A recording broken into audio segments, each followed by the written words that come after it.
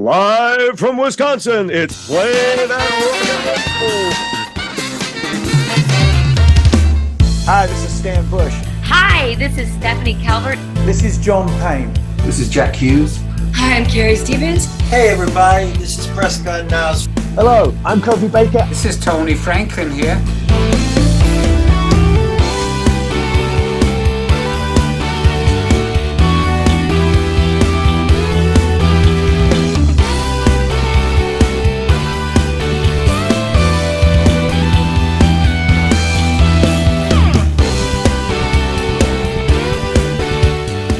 This is Britt Lightning from Vixen, and you're listening to Play That Rock and Roll. Keep rocking with Joe.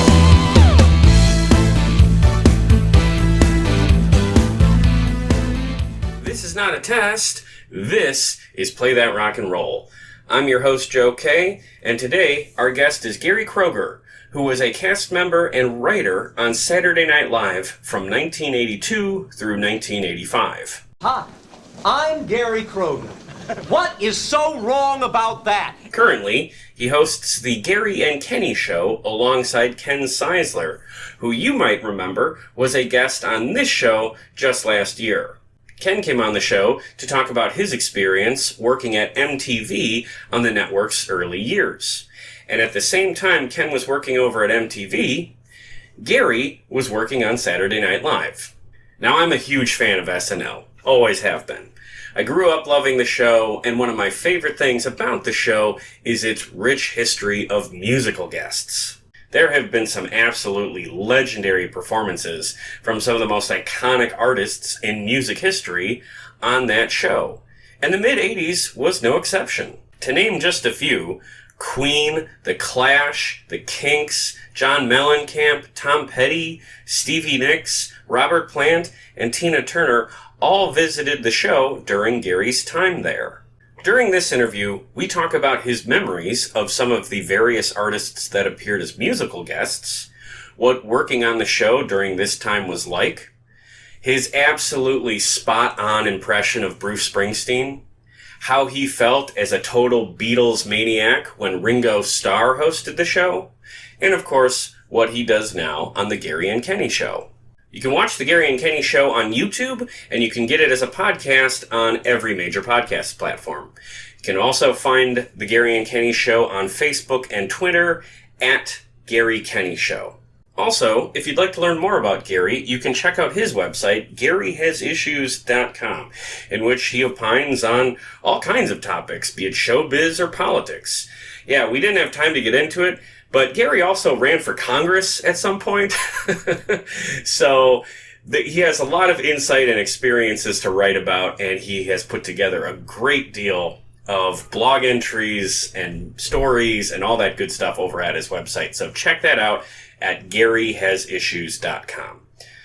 But without further ado, here's my conversation with former cast member and writer at Saturday Night Live and current host of The Gary and Kenny Show, Gary Kroeger. It's Saturday Night Live, starring Gary Kroeger. Some of the most famous names, I guess you would say, that were castmates of yours who were on the show at that time were people like Eddie Murphy, Julia Louis-Dreyfus, Joe Piscopo, Billy Crystal, Harry Shearer, Marty Short, one of my favorites, and of course Jim Belushi. Oh yeah, Jim Belushi, and most importantly, Gary Kroeger. Yeah, I had that list. Sure. Well, it's interesting because there was no career ever to emerge from the show bigger than Eddie Murphy. Yeah. And when I got there in '82 with Julia and Brad Hall, Eddie's career was just about to blow up. He was the star of Saturday Night Live, but that was just the star of Saturday Night Live. 48 Hours hadn't come out yet. That came out and bam, then Trading Places, then Beverly Hills Cop. It was, holy cow, I was in the presence of a superstar, not a star, a superstar. Yeah. And even when he'd come back to do the show, there was a gasp in the audience because they were in the presence of Eddie Murphy. I used to always compare it to like John Wayne on the Lucy Show. he'd enter the scene and the audience would applaud. It was really like that with Eddie. It's like, oh my God, it's Eddie Murphy. And then the scene would progress. Yeah, and I imagine it must be sort of bittersweet. Like, it was probably very much a privilege to work with somebody like that, but at the same time, when someone just sucks all of the oxygen out of the room, I mean, it's tough to like stand out, among with what's left, right? That's an interesting perspective, because you would assume so. Okay. And yes, it is undeniable that the producers just, they had their horse and they rode that horse. And Joe Piscopo wasn't a bad, placing horse himself. So you had your stars, your engine of the show, and the writers naturally wrote for them, and their sketches would naturally lead the show and be dominant. So it was very hard for the rest of us, especially the newcomers like me, Julia, and Brad, to get our piece of the pie. In fact, we really struggle. You mentioned Julia as one of the bigger stars, and she is one of the biggest stars in television history, but not from Saturday Night Live. Right. We really struggled together to get airtime. But at the same time, in answer to your point, for me personally, I was so in awe of Eddie Murphy, and I admired him so much. Not his stardom, I admired his talent. He had this uncanny ability to bring characters, whether they were original characters or imitations, to life on a level that belied a 19-year-old kid. And he had a confidence that gave him this magnetic appeal on stage that I was like, wow, I am so glad I get to witness this. Two of the people that you were on the show with that are honestly like really big favorites for me are like Tim Kazurinsky and Mary Gross. Oh, can you tell me about working with those people? Well, I don't want to compare them to parental figures, but in a way they were parental figures. Yeah. They both, Mary is a very nurturing and still is human being. I think she struggled like all of us to get airtime, in the shadow of Eddie Murphy and Joe, and later with Billy Crystal and Chris Guest and Marty Short. But she was always generous, always kind, always came to work, always took care of everybody. Tim Kazurinsky was similar in the sense that he always had an eye out for you. He'd throw you something. He'd go, "Hey, Kroeger, I've got something for you this week." He was a very unselfish writer and performer. And that's from their Second City background. And that's what, we came from, not Second City specifically, but next door to Second City with an ensemble that worked together. And there was another one among us, Paul Barros, who was a writer on the show when we went there. We believed in working together, and we believed in the chemistry of, I look better if I make you look better, and vice versa. It was sort of an ego-less. There's no such thing as an ego-less experience, especially in show business. That's a lie. But the paradigm was get your ego out of the way and service the sketch. And the best way to service the sketch is to serve those who are on stage with you.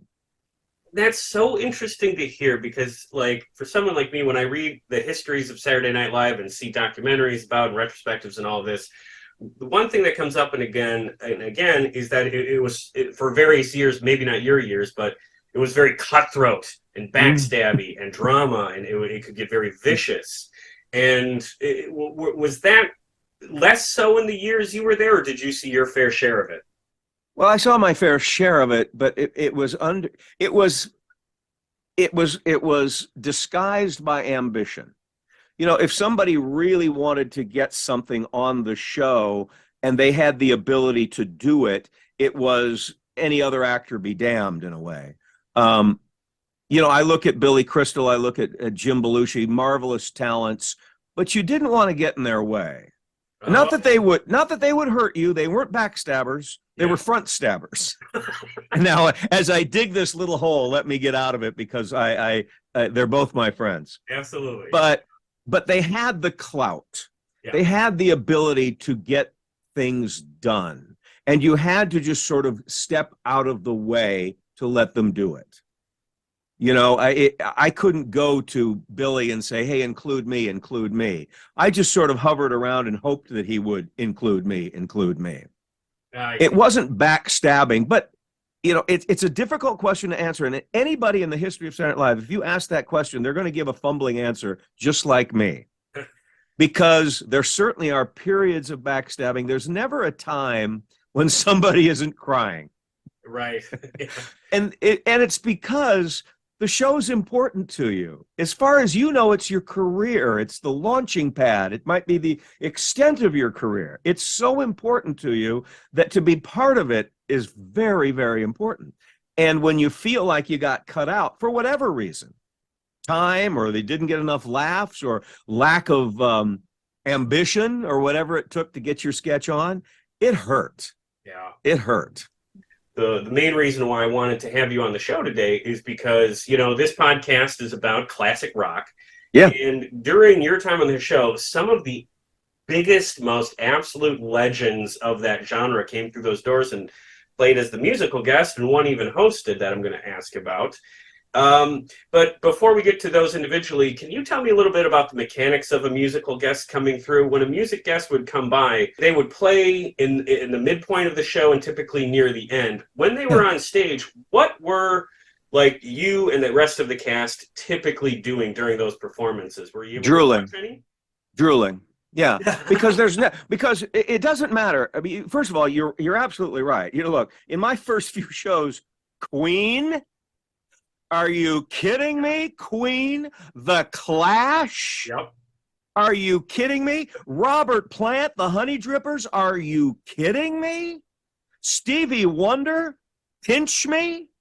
I mean, really? Titans. But even those who were sort of, Men at Work, great. They had a hit song. The Thompson Twins, great. They had a hit. Even though they aren't in the pantheon, they were in the moment the top acts. Right.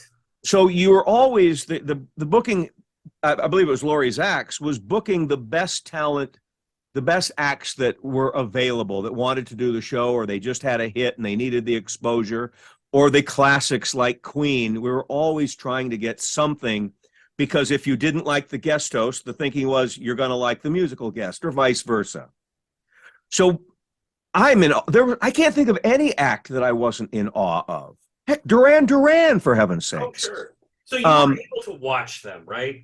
They would come on Thursday and they would run through their stuff. They'd do sound checks. They'd do both. Okay. And guys like me, and I remember Brad Hall being close by in every situation, just want to rub shoulders, hear what they chat about with the band.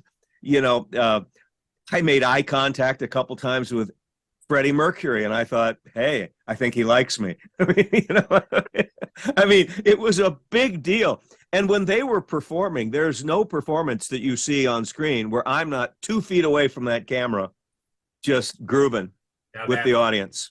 Yes, absolutely. Well, hey, let's start with Queen, because that is so crazy. That is your first ever episode of SNL. September 25th, 1982, and it also marks the final time Queen ever performed live in the United States. Right, and it was their only SNL performance. Right.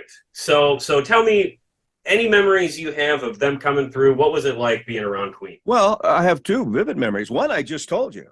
It's like, well, and I'm not, I'm a happily married man. Let's make that very clear.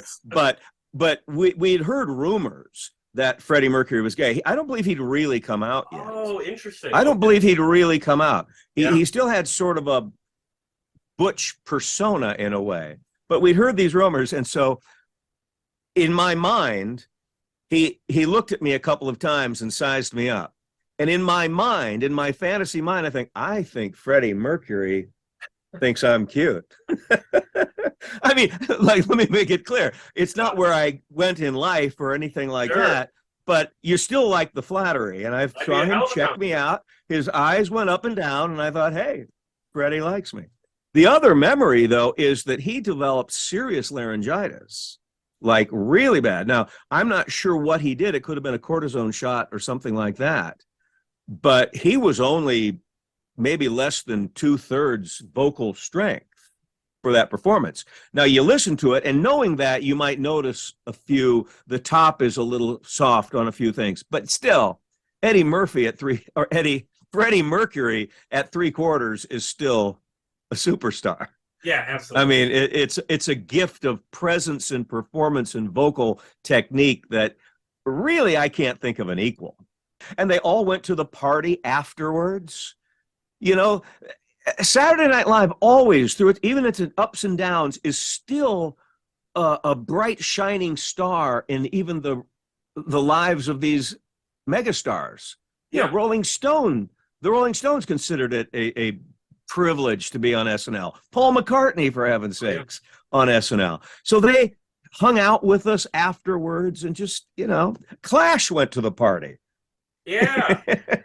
Okay, well, you mentioned, let's talk about the Clash. So the Clash comes on in October. They play a song called Straight to Hell and Should I Stay or Should I Go? Should I stay or should I go? Great song. And, you know, I wonder, you say it's, you know, that big party of SNL's history. I wonder if the Clash felt a little inner conflict, given that that's so show busy and they're very punk rock, you know? Excellent question.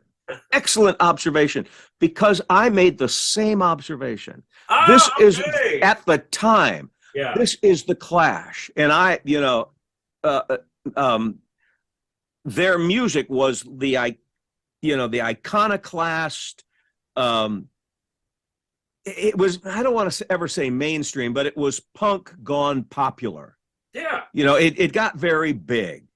But Joe Strummer was very clear to say, hey, I am not one of you. He had his mohawk going on, and their music was very clear that, hey, we're not commercial. Yeah. But I could tell they were thrilled to be there. They were thrilled to perform. They were thrilled with the attention, and they showed up at the after party. The after party is the show busiest part of the whole gig. Right. If you really don't care, you don't show up at the party where everybody's drinking and telling you how great you are. Exactly. But I'm not criticizing them at all, but I was just, you know, my eyes were on Strummer, because that's the image to me of the Clash is Strummer, you know, looking like he doesn't care. But again, mohawk and all, he was still a regular person. Sure. He was a person with, you know, likes to be told that it was a great show and he sounded terrific, you know. Well, parties are fun. I mean, I would almost find a band more insufferable if they were like, no, we're not going to that. We're too punk for right. That. Well, you know, they'd created this with The Only Band That Matters, and they'd created this, London Calling, but again, just about this is one of the things I learned in show business. Everybody is putting on an act of themselves. You know, outside of the characters that you play, you're still creating a persona that has foundational threads of who you are. But at the same time, it's a little bit of, hey, this is working, I'm going to go this way. This is working, I'm going to go this way. And the Clash struck me that just a little bit, because I was so surprised that you could talk to them back to the, you know, it didn't say, get out of here, kid. Yeah. I got no time for you, which part of me kind of thought would be the deal. Nope, absolutely friendly guy, enjoyed to have a conversation and a cup of coffee. No, that's good to hear. I like that. Another band that played in October of '82 is one you mentioned also, Men at Work. Yeah. And they played in the episode where Howard Hessman is the host. Now, I've read somewhere that that's one of your favorite episodes. Is that right? Well, it was, because that was episode 4, as I recall. Yeah. For me. Okay. And of that season. I had a lot to do on that show. I had a lot to do. I did a couple of scenes with Howard, and they were scenes that got some attention. Uncle Teddy's Theater or something like that, and a thing that I did called The Confession that I did with Howard. And Howard, you know, comes from not the Compass Players, but I forget the name of his comedy troupe, but one of the legendary improv comedy troupes. Yeah. So he really was of the same mindset that some of us were there. where it was about participating with the people you're on stage with, not upstaging them. And so there was a chemistry that I immediately had with Howard. And so I really, really enjoyed that show. And I loved Men at Work. Colin Hay was just, again, a magnificently friendly guy. Yeah. And both of those, both Men at Work and Howard came back like within a year, right? Yeah. Was there any reason why, was there a particular reason why they were brought back so quickly? I think because the shows went so well. I don't know what the numbers were. I was oblivious to that anyway, how many millions watched or didn't. But the shows were effortless because you had an acts that wanted to be there, were thrilled to be there, put in the hours. They didn't go off to go do some celebrity thing. They made the week run like a well-oiled machine. And I remember Dick Ebersol being so pleased with how that first show went that in a way we all became so friendly that's like, well, come on back quickly. Let's do this again. The last one I want to ask about from your first season is this guy, Tom Petty. Tom Petty and the Heartbreakers. They were there in February '83 promoting one of my favorite albums, Long After Dark. The Waiting and Change of Heart. That was the other Hessman show. Tell me about Tom Petty. You know, what was him and the band like? Well, I'm a huge Tom Petty fan, and Tom Petty's another one of the artists who carried me through college, and so many others. You know, I don't have a specific Tom Petty memory, except again, he was approachable, he was kind, he put in the time, he went to the party. Oh yeah. You know, that was really my litmus test: is do they want to hang with us after? Right. And all of my idols who did the show did. Oh, cool. They all did. Okay. So, well, I have a specific Tom Petty question for you, because I don't know if you remember, he's got that song from the late 80s that mentions two of your castmates.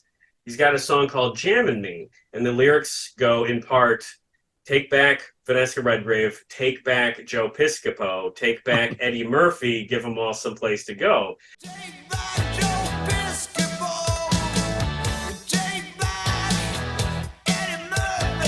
Now, I've read that Eddie Murphy did not appreciate that song and gave Tom some crap about it. Was that, I mean, I don't know if that ever came up in conversation, but did you ever hear from Piscopo?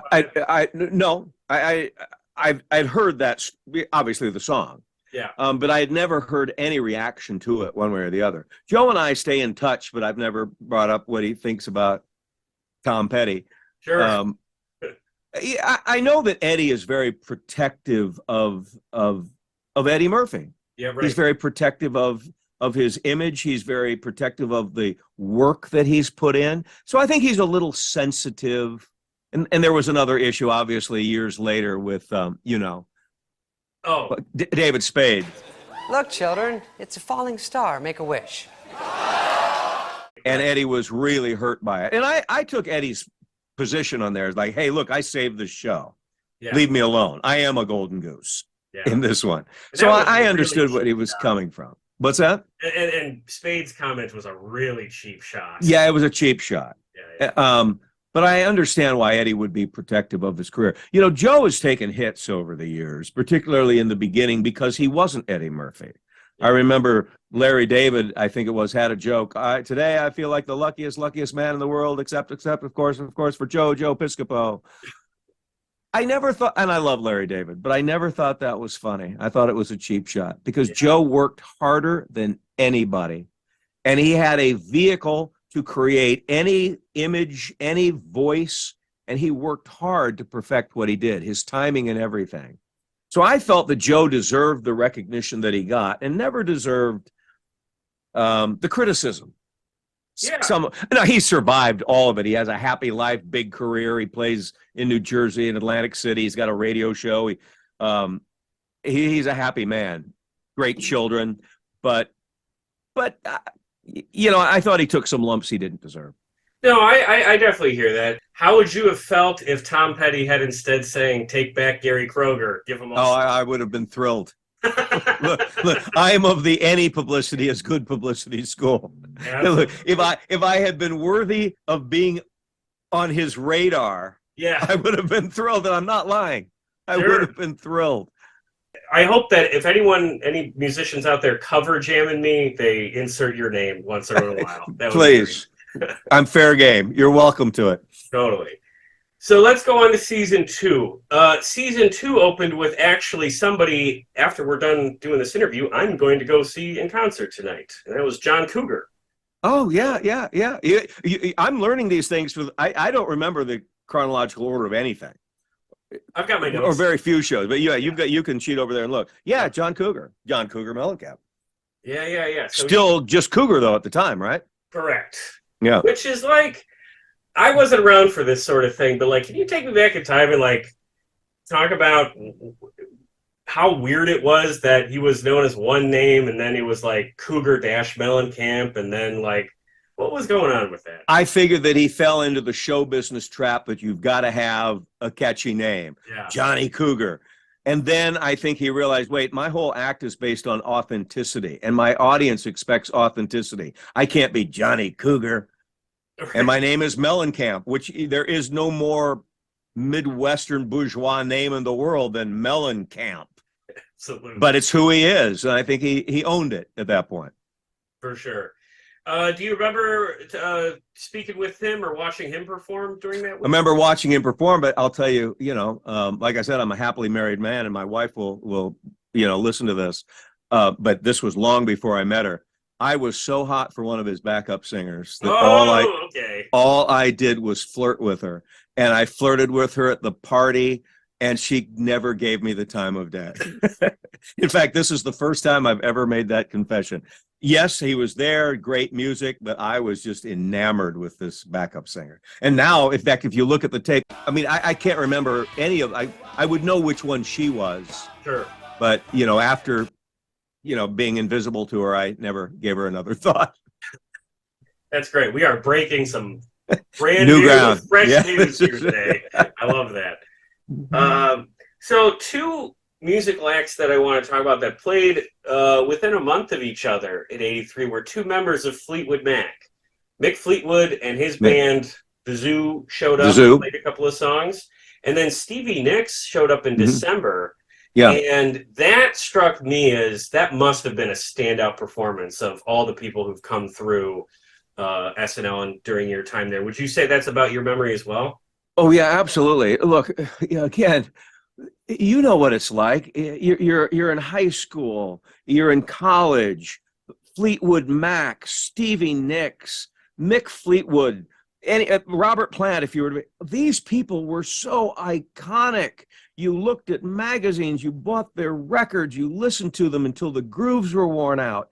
You talked about how hot Stevie Nicks was, and oh my God, if I could only meet her. And then there they are in the flesh. And I never got over my awe of the fact that I'm in this space now. And, it was a period, and maybe this period still exists, you tell me.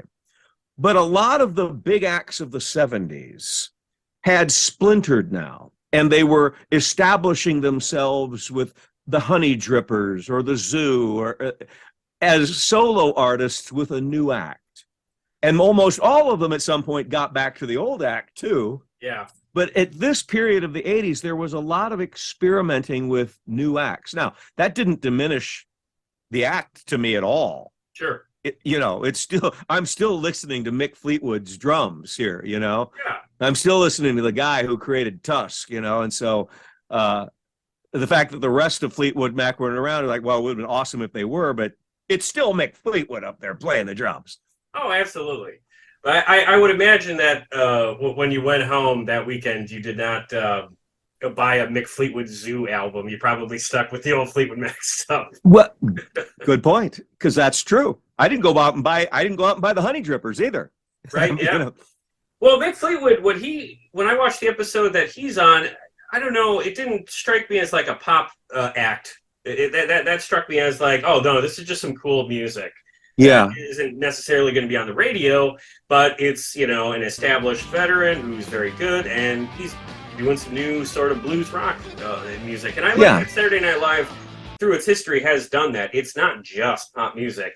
Well, that's a really good point, Yeah. because I said earlier that you're always looking for the hot act, but at the same time, it does like to experiment with the edges. Who's up and coming?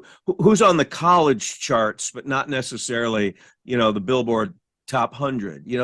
The show is always looking to discover as well, Certainly. or to give new opportunities, like what we're talking about now, to older artists. Oh yeah, absolutely. Wrapping up the second season you were on, do you have any memories of Huey Lewis or the Cars? Those are two like new wavy bands that I Yes, I do. And what are we, a family-friendly show? No. We can be, but no. Well, what I remember of the Cars is Paulina Porizkova. Oh, hello. Yeah. Yeah, and actually, that's about the time they met. So I think that she was just coming around in his life at that point. Well, I loved the Cars. The Cars were my walk to Rockefeller Center music from my home. I loved the Cars. Drive was constantly playing in my head. So that was a magical experience for me. I don't remember them at the party per se or anything, although I do think Rick was there with Paulina, as I recall. But Huey Lewis and the News were absolutely fabulous, because they were like us more than they were like a musical act. They really were there to hang and have a good time and to party. They took the performance seriously, of course, and they had a string of hits. They were big stars at the time, but they wanted to hang. And so I hung with Huey Lewis at the after party till 6 a.m, Whoa.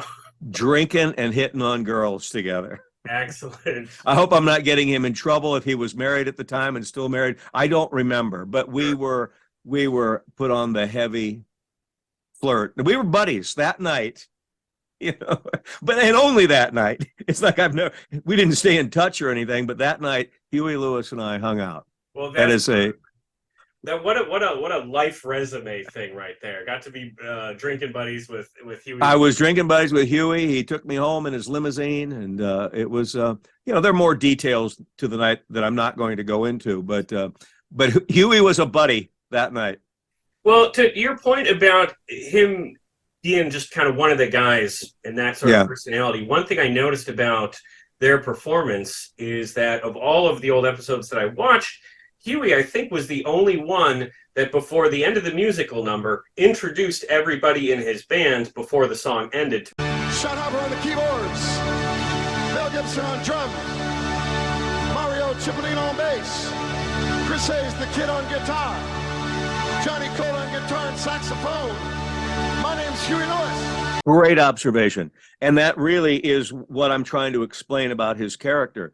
It's Huey Lewis in the News, but I think he didn't like getting all the attention because he knew, hey, I'm a good songwriter and I'm the front man. I have a decent voice, but this band is the News.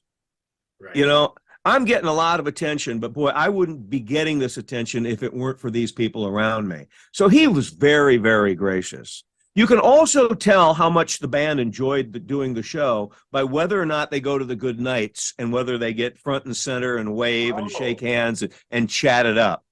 Oh, that's interesting. I'll have to make a note watching some of those other episodes. Like, okay, so if the band had a good time, usually they're... Yeah, they want to be right. Well, they were always thanked, so usually they're there. But you can just tell from their energy vibe if they're excited about it or just another day at the office. Oh, gotcha. Okay, now, someone we know in common told me that you are a big Beatles guy. And I'm going to ask you more about that in a moment, so put a pin in that. Okay, pin in it. My question now is, is that an extension of being a big 60s British invasion guy? Because the next band I want to ask you about is the Kinks, who was a musical guest in your third season there. Correct. What do you remember about the Davies brothers? I remember they were the Kinks, and they were everything I wanted them to be. I wasn't a British invasion guy. I was a Beatles guy. I was a 6-year-old about to turn 7, and my favorite music was probably happy birthday to you or something. Who knows? But then I heard, I want to hold your hand. Yeah. And immediately those chords, just that major key, just struck me and enlivened me. And I was, I remember saying to my dad in the back of the car, Dad, go back. Because he was looking for cowboy music or something. And from that moment on, which would be probably January 1964, I was and have been ever since obsessed with the Beatles. And we'll get into my obsession if you want. But the B band in my little boy life of wanting to be a Beatle was not yet the Rolling Stones. It was the Kinks. Oh, wow. Okay. The Kinks were those of us 7-year-olds at this point who now were serious about becoming the Beatles.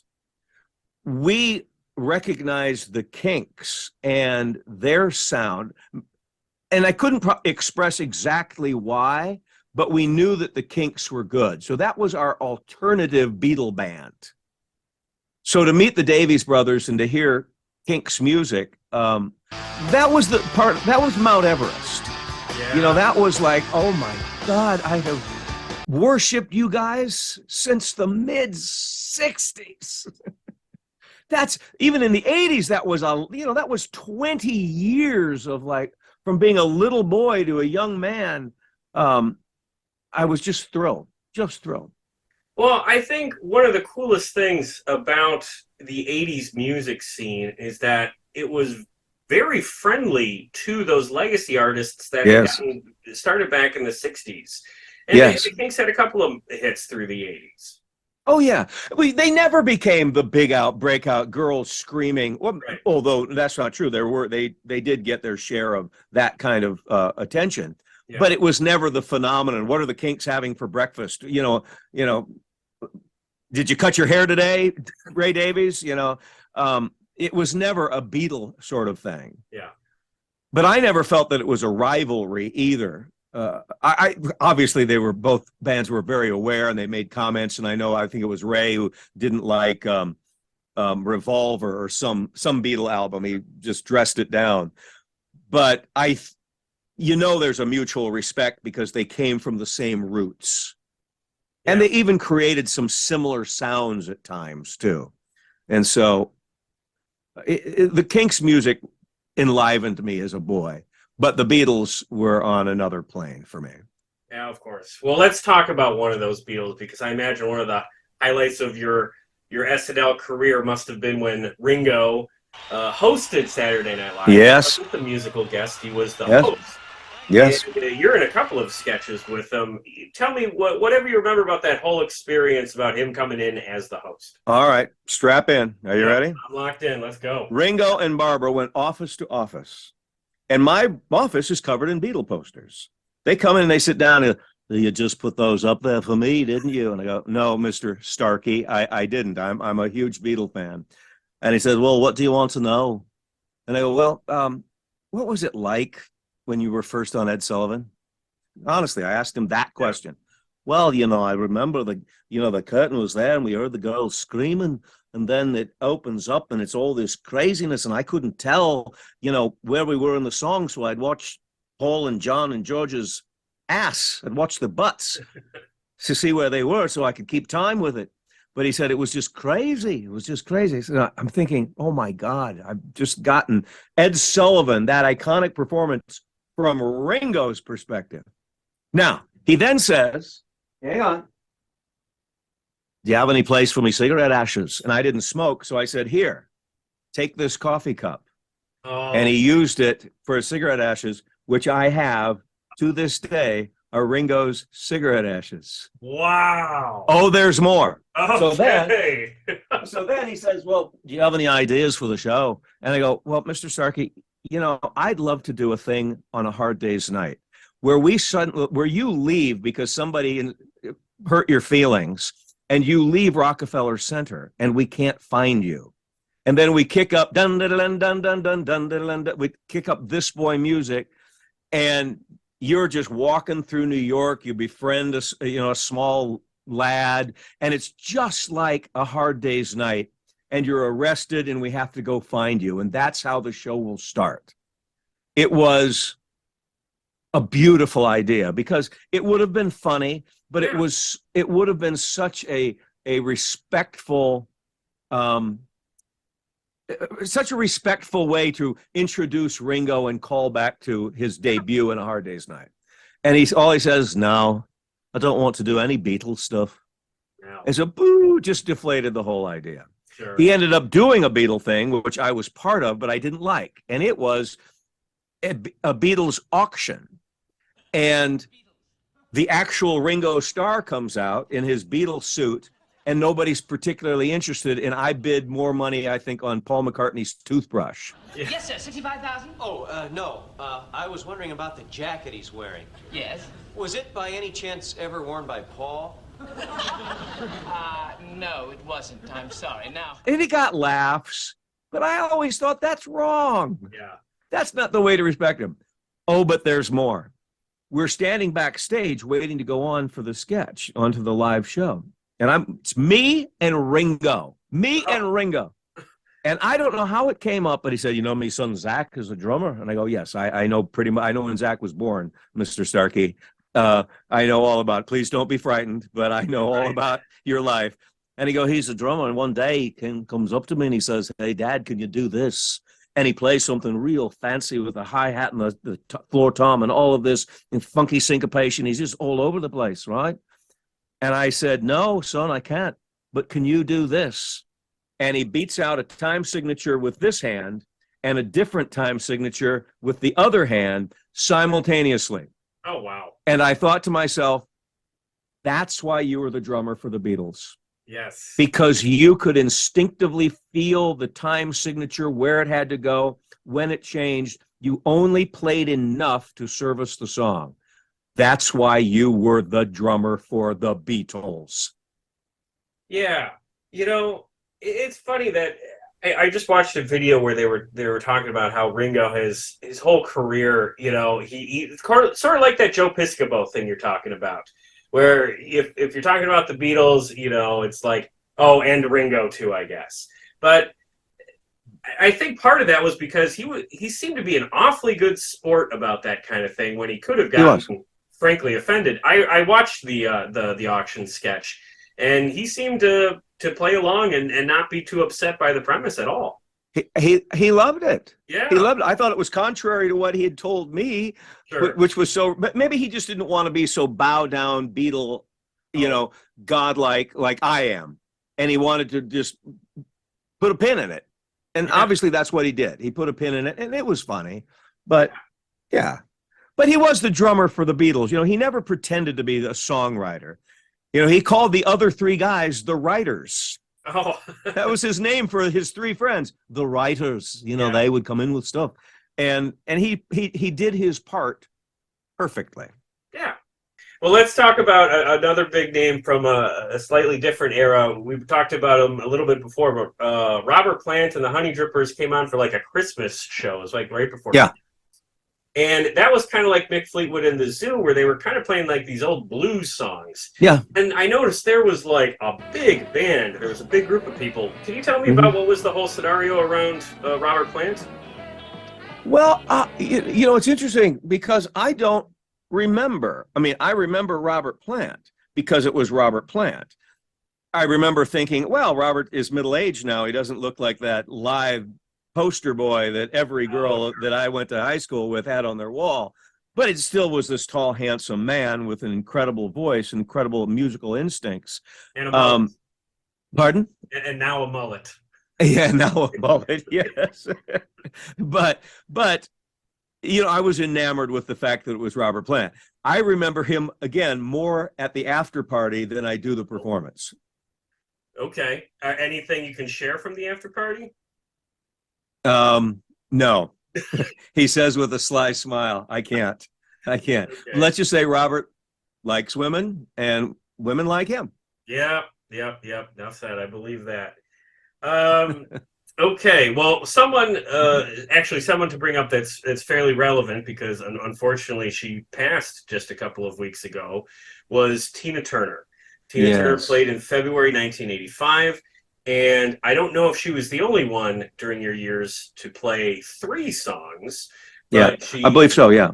Yeah. I think so. had 3 numbers off of her big comeback album. Yep. I recently rewatched the documentary about her. My girlfriend and I went to Chicago to see the off-Broadway show about her that is just absolutely fantastic. I've talked to a lot of people about her music. I've been exploring her discography. Truly someone special in the grand scheme of American music. So did she have that reputation already when she came to the show?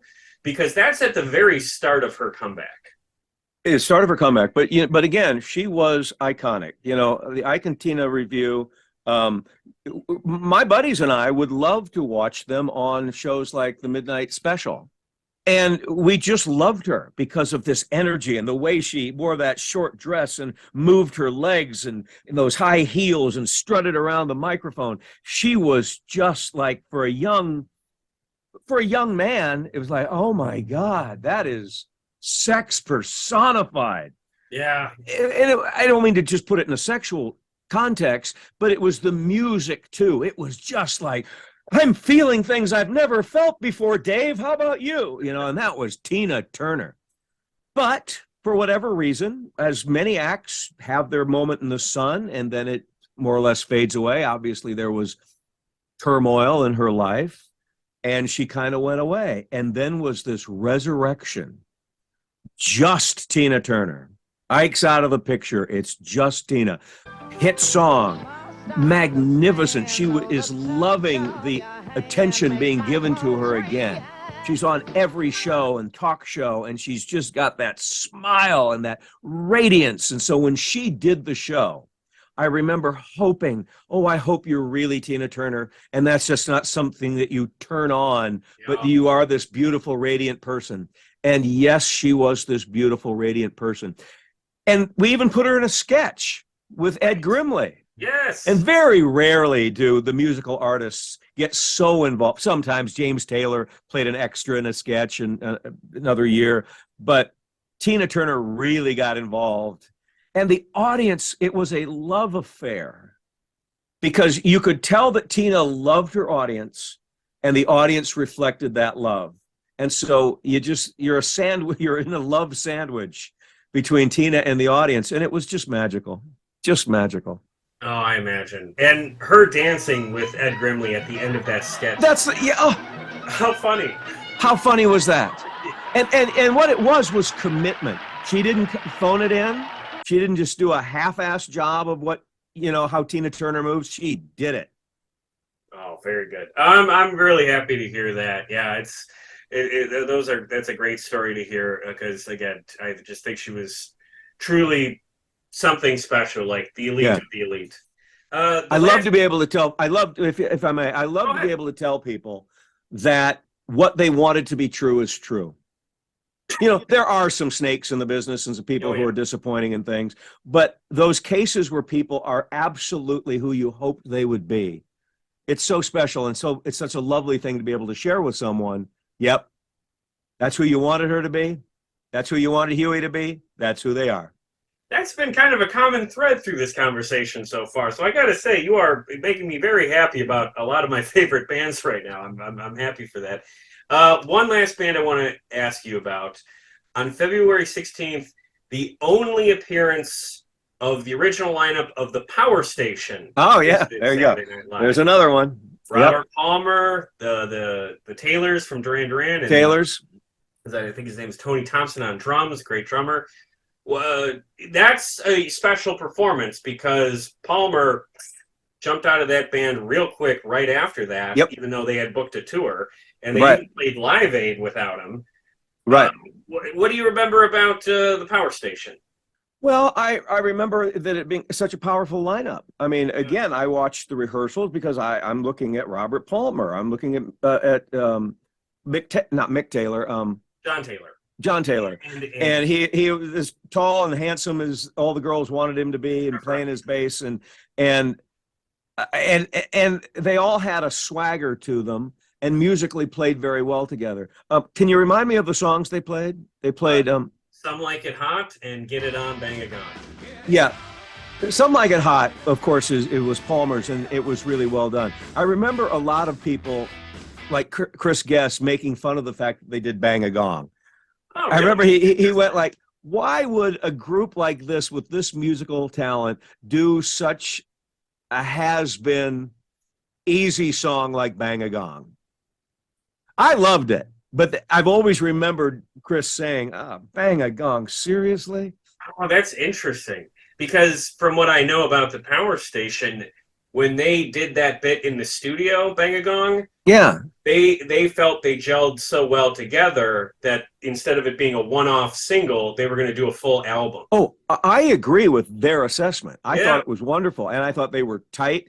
The experience was, okay, you have these disparate musicians, and except for the Taylors who knew each other so well, you had a lot of new musicians playing together. But because they were all at the top of their game, there was absolutely a musical conversation going on up there. So I love Bang a Gong, but I recall, after thinking it was so great, that one of my idols, Chris, going, oh, please, Bang a Gong, seriously? Wow, I would not. I love Chris Guest, and I don't think he's wrong often, but I don't think he read that one right. I think he's wrong on that one. All right. Yes, absolutely. And maybe I read Chris wrong. Maybe he was going Bang a Gong. Well, no, I remember an eye roll. Yeah. One last thing about your run on Saturday Night Live. This is more of a compliment than a question. In the episode that is hosted by Mr. T and Hulk Hogan, which I just want to ask about that all day. But you do a sketch. The first sketch of that is Billy Crystal as Prince doing a world thing. Your impression of Bruce Springsteen is, I mean, so not bad, right? Perfect. There's gotta be another way to get on MTV. We are the world. We are. Thank you for that, because no one had done Bruce Springsteen up to that point. There weren't Springsteen imitators, and Bruce Springsteen himself was not doing television at that time. He'd be asked to do SNL and say, no, too commercial. There's a guy who would say, no, I'm not getting involved in that crap. And so he was very elusive, and you weren't seeing imitations of him or anything like that. Jim Belushi really felt that he should be doing that. Ooh, okay. But he couldn't sing it. He couldn't sing it. So I went in, we are, and jaw sticking out and all that, and nailed it. I am also the world. We are also the children. And I looked enough like him with the leather jacket and the hair that I was able to do it. But I remember Jim resenting me for that. Oh, I don't know that he ever forgave me, to be honest with you. Because he played like Willie Nelson, I think, or something like that. Yeah. Yeah, and I don't think he was pleased. Well, it's funny to me because that We Are the World song, and I don't know if you guys felt like this at the time, but in hindsight, I love Bruce Springsteen. Springsteen to me is probably akin to the Beatles to you, right? Absolutely get it. But absolutely. When Springsteen is on that We Are the World song, it's ridiculous. That whole song is ridiculous, but him in particular. Well, so again, to know that you have that impression makes me very happy. I'm glad someone... Bless your heart. You're right, though. But it was unique to the 80s. Yeah. Because everybody was experimenting a bit outside of their element. You know, remember, MTV was still very new.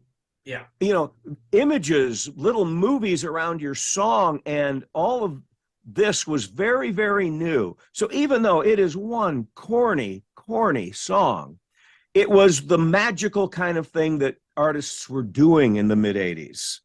You know, coming together and for a good cause, obviously. Sure. Yeah. You know, it was the beginning of all of that. And I think everybody kind of looks at it now the way you are and I do now. It's like, oh my God, that was ridiculous. So real quick, tell me a little bit about your Beatles collection. How did you, so obviously you were inspired by the Beatles as a kid. That fandom stayed with you. When did it get to the point where you wanted to start collecting some memorabilia? Well, it never was a point that began. It never ended. As soon as I was a Beatle fan, I got Beatle boots and a Beatle wig, and I got every album. And then when we found out that the EPs are different in England than the LPs are here through Capitol, well, I've got to get the original Revolver and the original, Beatles for Sale and all of that, because even all my old Capitol, these are ripoffs of the British releases, of just they'd take snippets out of a British released album and then create a new album with the songs that they left off, right? Right. So then the Beatles did Yesterday and Today. They never made Yesterday and Today, but they released it as a capital album. So the Beatles sent them a picture for the album that you probably know about called the Butcher cover. Mm-hmm. And the Butcher cover is pieces of meat and dismembered dolls. And from what I understand, they were saying, you butcher our albums, here's your cover. Oh. And Capitol went, well, there's our Beatle cover. And then when they figured out the joke was on them, they recalled them and issued the nice, cute picture. And they pasted over some of the old ones and then sent them out again. I have one of the pasted over Butcher covers. Whoa. And that is the holy grail of Beatle collectibles. And I have found at a garage sale yesterday and today. And I can see the shadow of the original picture coming through. So immediately I investigated. You do not want to take that off. Right. Even though I would have a Butcher cover, you want to leave that on because that's what the collectors are looking for. Wow. And so I could probably put a kid through college with this thing. But again, like my Ringo ashes, not for sale. Absolutely. Not for sale. Oh, that's awesome, man. Yeah. That's the fun thing about fandom is like collecting this stuff, definitely, brings some joy. They're great things to talk about. And, I bet you weren't the first person at that garage sale to notice that album. Someone probably walked by and probably said, "Oh, that old Beatles album. That's not even one of the better ones yet." Of course. So for 25 cents, I have a Butcher cover, and I've got a picture of Ringo, and he signed it to Gary, best wishes. Which I like to point out to people. He didn't just say Ringo wishes, best wishes. Yes. He wished me the very best of wishes. So I feel a kinship with the Starman. Absolutely. And now I know what to say to you when we're signing off here. Best wishes. Okay, well, before we got out of here, let's talk a little bit about the show you do with Kenny, the Gary and Kenny Show, which is available on all podcast platforms. You do a video YouTube on YouTube, which is great. I watched a number of episodes. I enjoy the show. But tell us, tell everybody watching a little bit about what you and Kenny do on the show. And I want to plug DB TV. DB TV is the streaming service that we use through Roku, so that we have visual as well as the YouTube, but on all the popular podcasts. Kenny and I have known each other for, 30 years. And we're both semi-retired, and we kind of, let's do a podcast because everyone's doing them. What will we do? Well, we know people in show business, so let's call up our friends. But most of our friends, it's hard to book A-listers, even if you know them. But, we've had Richard Kind, and we've had, lots of major producers. Brad Hall's done the show. Tim Kazurinsky's done the show. Yep. But it's people who are really interesting. Writers are interesting. Comedians are interesting. Producers have an interesting story to tell that's a bigger picture than most actors have to tell about, well, this is how I grew up and this is why I'm so famous. They tell the stories about the nuts and bolts. Well, that's the original premise, but it's evolved into what, as you know, every show evolves into what people like.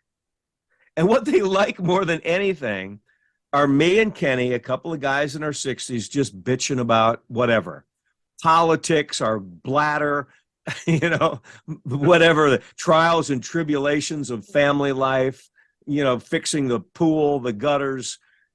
And so we go in with no script, and we still bring on guests. It's great to have comedians or anybody that people know, and we talk about them and their careers, but we invite them into the conversation. If they're talking about, their recent hernia surgery, let's find some ways to make that funny. So they sort of like it's a show about our chemistry, because Kenny and I, if you've watched the show, are very different. Oh, sure. Kenny's really pretty silly and off. He spins out of orbit a little bit, and I have some gravity to where I'm always trying to bring him back. And I think that's the show now, is the curiosity of how we're going to get through the half hour or the hour and make it work. My favorite episode that you guys did was when you hosted an interview with James Rolfe, who's famous for the Angry Video Game Nerd. Yes. Now, I don't know if you can tell, but as a nerd myself, like, he is basically the guy, like, I saw him doing his show like 15 years ago, and he was literally the guy that gave me the idea that I should try something. Really? Yeah. So, Well, he's the only show that my kid watched. oh, I've got children and they don't watch my podcast, but when James did the show, of course they watched. yeah. And it was our only show that actually went through the roof in terms of viewers because he has a following. He's he a was special guy. a special guy and down to earth, humble. Yeah. you Yeah, know? it was a really enjoyable conversation Generous. because he was out of character. You know, he does his Yeah, character. yeah, You know, right. You guys, he was just being Yeah, and that's what was fun about it. absolutely, absolutely. Thank you. Well, yeah, well done with that. What do you have coming up on the show? Can you give a tease of what's coming down the pipe? Well, I wish I knew. I don't know. We're like a week behind. We did a Father's Day show. We did a show with Laura Foy, who is a producer friend of ours who lives in Florida, and she is a gay woman living in Florida. So we call that Behind Enemy Lines, and I think that's posting right now. Yeah. We've got a couple of shows coming up, but I'm not sure when. Or who we're going to book on those. There's a few names out there in the hopper, but when we can't get schedules to mash up, then Kenny and I just said, let's just wing it. Let's talk about our fingernails. Let's talk about toe jam, whatever comes up. Well, excellent. I got to say, Gary, this has been an absolute blast of a conversation. I really appreciate your memories and stories. It's been hilarious, and it's so interesting to me to go back through this because this is rock history. Queen, their last performance in America, or their Power Station's only performance with that lineup. Tina Turner on her comeback. You witnessed some real historical moments in rock history. I never forget that. Yeah, and it's great to hear your side of it here today. So thank you so much for coming by, man. Well, thanks for inviting me. I really appreciate it, and I love the fact that your show is about music, and even with the SNL thread in my life, we talked about the musical threads, which most people don't ask me about. Oh, yeah. Like how did you get started and who's your favorite guest host? But the musical, not always. So this was a lot of fun. Hey, thanks for listening. If you enjoyed this episode, please remember the big 4 things you can do to support this show that don't cost a dime. Number 1, listen to the show. If you're hearing this now, that means you did this part already. Thank you. There is an infinite amount of content out there, so you choosing to spend some time listening to this show means a great deal to me. Number 2, if you like what we did here, please recommend this show to family, friends, or anyone you know who's looking for a podcast, particularly about music. Share our links in Facebook groups, subreddits, and recommendation threads. Whatever you can do is highly appreciated on my end. Number 3, find us on social media. Follow us on Twitter @PlayThatPodcast. Like us on Facebook facebook.com/PlayThatPodcast. And subscribe to our YouTube channel at youtube.com/PlayThatRock'n'Roll. Lots of great material like photos and vlogs on all 3 platforms, as Play That Rock and Roll is very much meant to be a content hub as well as a podcast. And finally, the big ask. Number 4, please give us a 5-star rating and a positive review on Apple Podcasts or wherever you get your podcasts. I know this part is a hassle, but it really does help the show a great deal.